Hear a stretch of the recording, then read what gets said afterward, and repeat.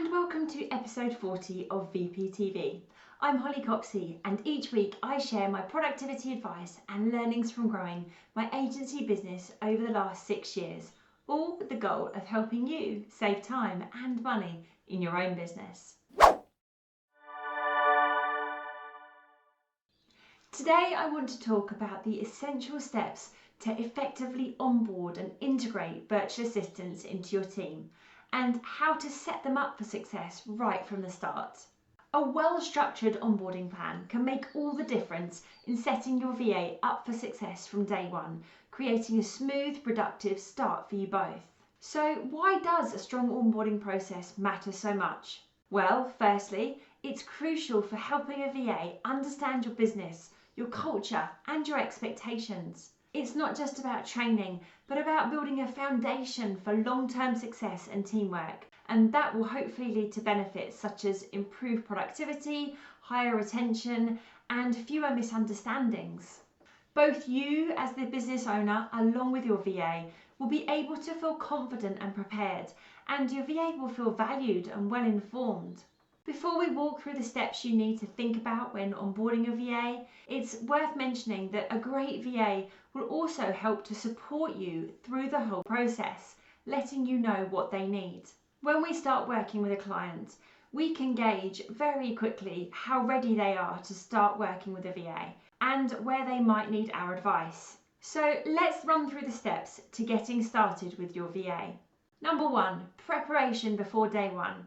You need to define the role clearly and review the specific responsibilities your VA will handle. Take a few minutes to identify key goals or expectations for their role so they understand what success looks like. Set up access to the relevant tools or systems such as email, shared drives, project management software, and communication tools. Set up any relevant login credentials, email accounts and permissions, or get your IT team to help sort if you have one. Pull together any key links or documents you'd like them to review ahead of commencing support, particularly background information on the company, vision, values, organisation chart, that sort of thing. Number 2, welcome on day one. So once access has been granted and they've confirmed they've logged in successfully, allow a little time for them to familiarise themselves with any materials you shared in advance, and if they're going to be providing PA support, time to review your calendar. Then make sure you get a kick-off call in the diary, ideally on day one, but if not possible, then soon after. Make it a priority. It's the moment to build rapport, answer questions, and get on the same page. Give your VA a quick overview of the business, current priorities, background on team members, if you have any. All of this will help them to understand the big picture and get up to speed right away. They should also come armed with a list of questions for you. For example, if they're providing support with your diary, then I'd expect them to ask questions about meetings already scheduled, prep time required, personal commitments, preferences for travel, the cycle of regular meetings, and so on. Agree your ways of working, expectations around turnaround times, communication preferences, and so on. Introduce them to other team members, if you have any, particularly if they'll be working directly with any of them. Invite them along to a team call, or at a minimum share an introduction by email or whichever communication tool you will use. You want them to build rapport and a sense of belonging from the get-go. 3, training.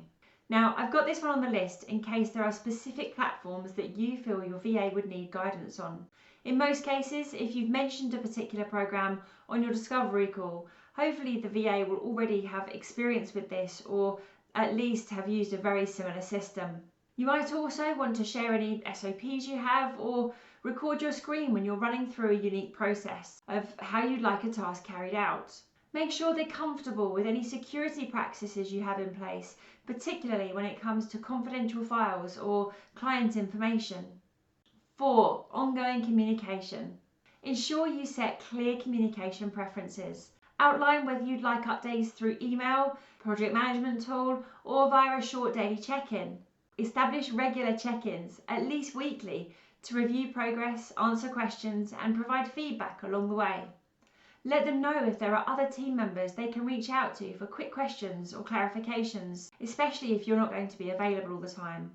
Ask them to document the tasks and workflows so that you have a bank of resources if they're ever not available or for some reason you have to hire again for that role. Regularly review their role and responsibilities. Is there more they could be doing for you?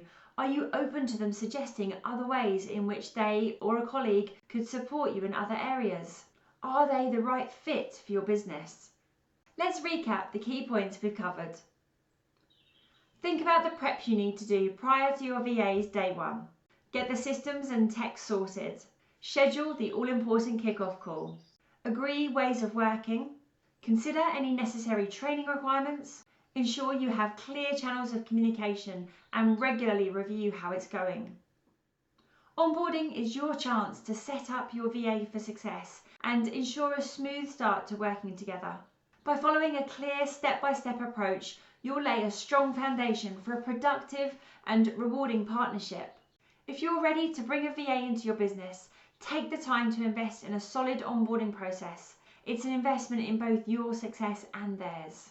Finally, if you'd like more advice on onboarding or tips for working with a VA, feel free to contact me for further advice. And remember to join me next week for more insights on building an efficient, scalable business. Thanks for watching.